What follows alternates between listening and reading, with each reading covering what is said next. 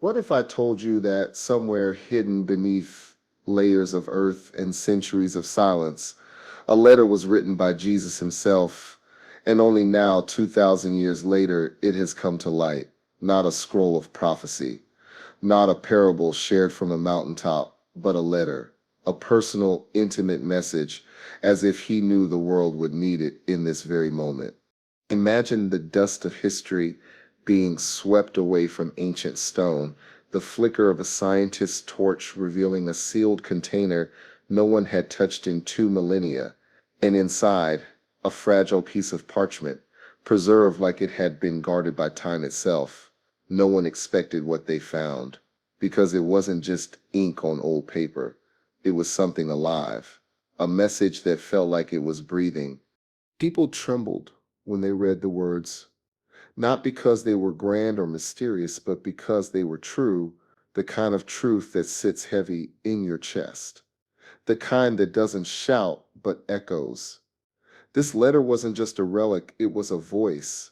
And that voice, it knew us. It spoke to the fears we hide, the chaos we ignore, the pain we pretend isn't there. It called out to our generation like a whisper meant only for us. How could something written so long ago speak to the exact world we're living in now? That's the mystery, that's the miracle, and that's why the world hasn't stopped talking about it. So stay with me, because once you hear what was written, you'll understand why some are calling this the most powerful find in modern history and why others are trying to silence it. The letter that time couldn't sit hide. It all began in a part of the world most people overlook, a stretch of rocky terrain on the outskirts of Jerusalem, where time has buried more stories than it has ever told. A group of archaeologists, led by a quiet but persistent researcher named Dr. Eli Navon, were conducting a routine excavation. They weren't expecting anything world-shaking, just dust, broken pottery, maybe a few ancient coins if they were lucky.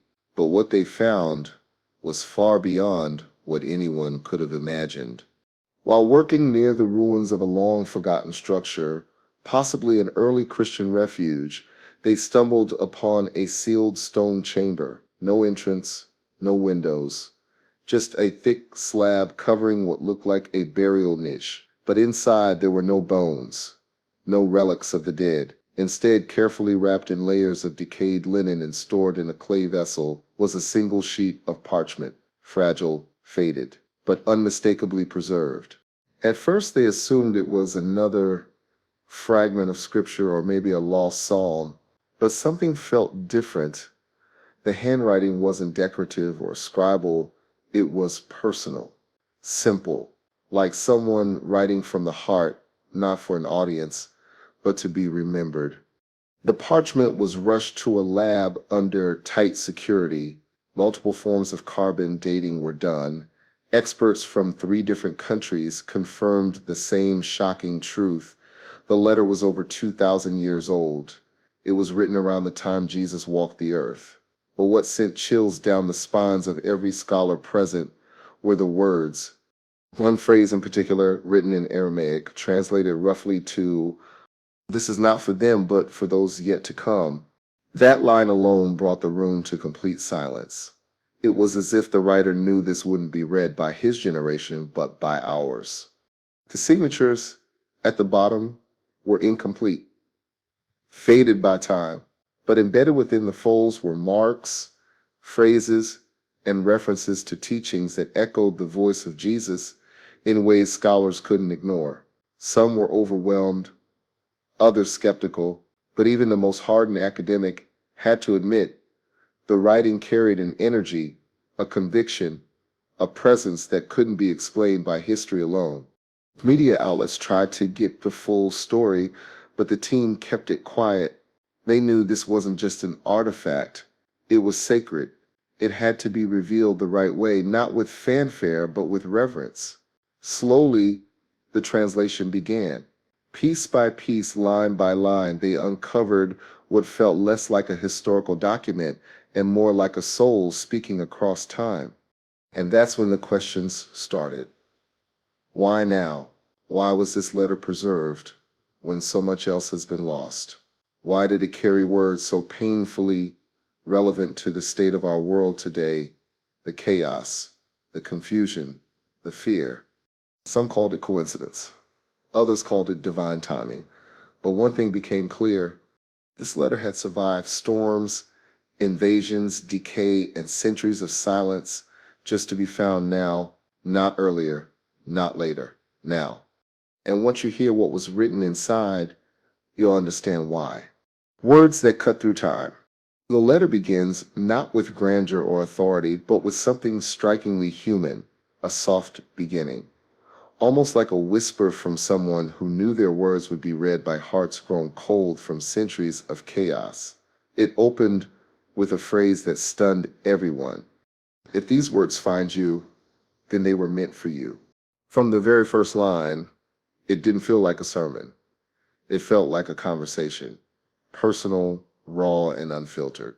The tone wasn't commanding, it was compassionate. The kind of compassion that sees through the masks we wear today, the kind that recognizes how loud the world has gotten, and how quietly most souls are suffering. He spoke of a time, not in his own day, but of a time to come, when people would be surrounded by voices, but hear nothing, when truth would be shouted and twisted until no one recognized it anymore, when people would hunger, not for bread, but for peace, and not know where to find it. It's hard to ignore how closely that matches the world we live in right now. Then came the part that shook people to their core, a line that seemed to pierce straight through history into the present. There will come a generation that forgets what love looks like. He wasn't talking about romantic love. He meant real love, the kind that doesn't compete, doesn't condemn, and doesn't divide. He wrote about the danger of a cold heart, about how easy it would be to replace compassion with control, about how people would start confusing loudness with leadership and silence with weakness. But even in this warning, there was hope. He didn't stop, just call out the darkness. He offered light. He wrote, "Blessed are those who choose mercy when the world chooses pride, for they will be the lamps in the night." He spoke of people who would still carry the flame, even when the world tried to blow it out. People who would forgive when it made no sense, who would speak life when death seemed louder, who would choose peace, not because it's easy, but because they know the war inside the human soul is louder than any war outside. And then the most haunting line of all, "I will return, but not all will be able to see me, not because I am far, but because their hearts will be closed." He wasn't talking about physical eyes. He was talking about spiritual blindness, about how the heart can become so hardened, so numb, so busy chasing shadows that it forgets how to feel real light. It was a reminder that his presence was never about buildings or rituals. It's about stillness, about humility, about recognizing him in the quiet places where ego cannot enter. This letter didn't scream, it whispered. And in a world full of noise, that whisper is exactly what cuts through. It's almost as if this wasn't just a letter to be read, but a mirror to be held up. A mirror that doesn't show our faces, but our souls. And if you're still listening, still with me, maybe it's because this message wasn't just written 2,000 years ago. Maybe it was written for you, for now, for this very moment. The echo heard around the world. The moment the translation of the letter was quietly shared with a few trusted circles, the ripple effect was immediate. What started in a lab filled with hushed voices and trembling hands quickly turned into a global conversation. Scholars sat in stunned silence, reading and rereading the words, trying to make sense of how a message this precise could have been written 2 millennia ago. They weren't just impressed by its age, they were moved by its timing. Historians tried to frame it as a rare cultural artifact. Linguists focused on the structure and phrasing, but the deeper they looked, the more the conversation shifted. It stopped being about science. It became something heavier, something sacred. Many couldn't even finish reading it without stopping to breathe, as if the words were reaching into the very places people had buried their pain. Believers wept, not just because the message sounded like Jesus, but because it felt like him. The kindness, the warning, the urgency cloaked in gentleness, it brought people back to a truth they hadn't felt in years. For some, it reignited a faith that had grown cold. For others, it gave them permission to finally believe. But what shocked everyone most wasn't just the reaction of the faithful, it was the skeptics. Atheists, agnostics, and academics, people who spent their lives arguing against faith, found themselves disarmed. One well-known secular author posted, "I don't believe in God, but this letter, it knows me, and that terrifies me more than any proof ever could." The debates exploded across platforms. Some said it was a brilliant forgery. Others claimed it was a spiritual plant meant to stir emotion. But amid all the noise, one thing remained unshaken, the message itself.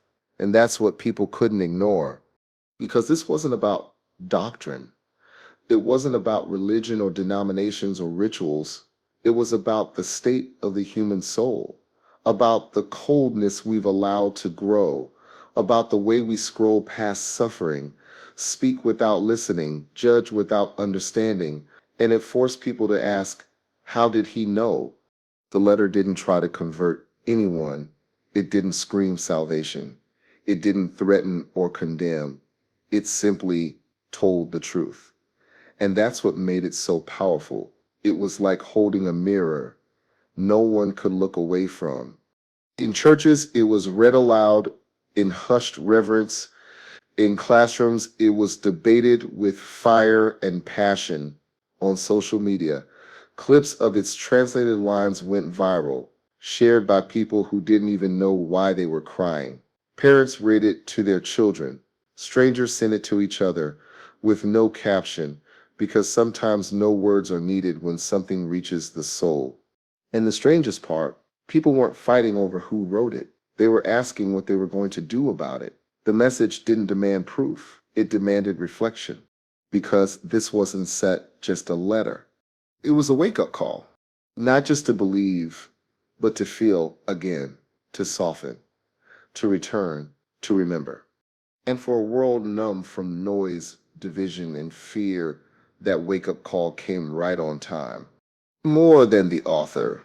As the letter spread across the world through whispers and sanctuaries, across glowing screens and inside late-night conversations between people searching for something more, one question kept echoing louder than the rest.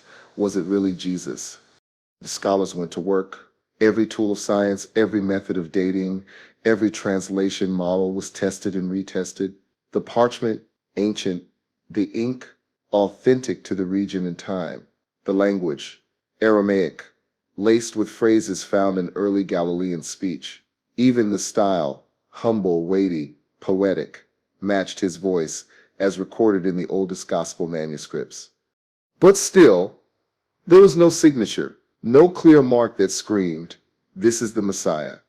It wasn't branded with a miracle, it was just words. Quiet, piercing, unsettling words.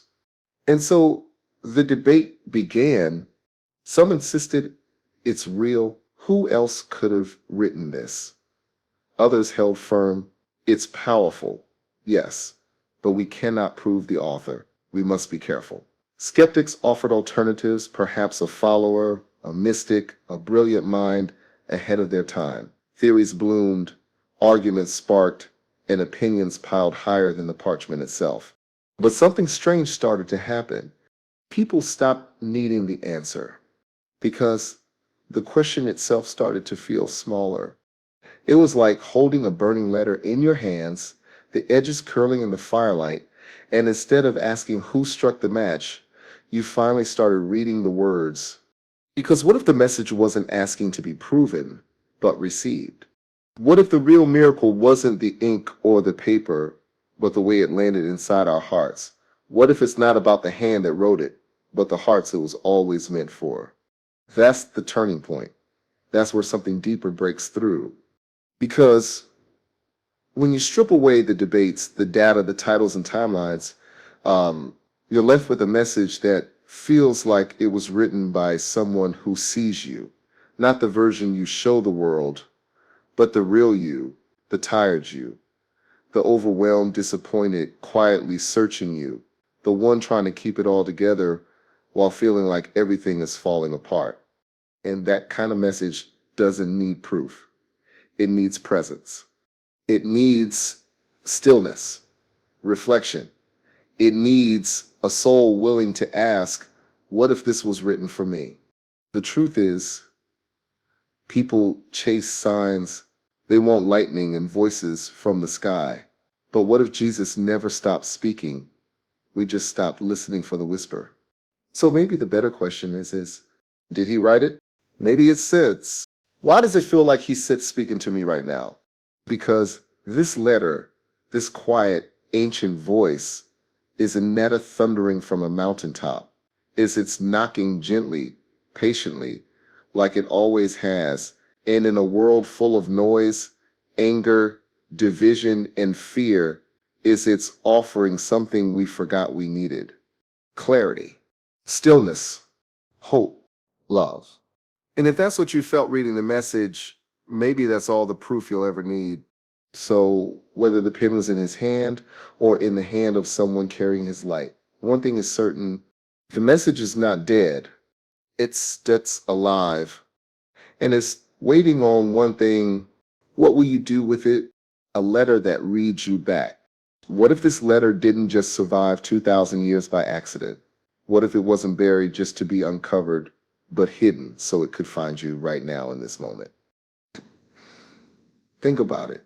In a world spinning faster every day, where we're constantly moving, scrolling, rushing, something ancient breaks through, not a viral trend, not a breaking news alert, but a letter, a whisper from history, a message that doesn't demand your attention, it deserves it.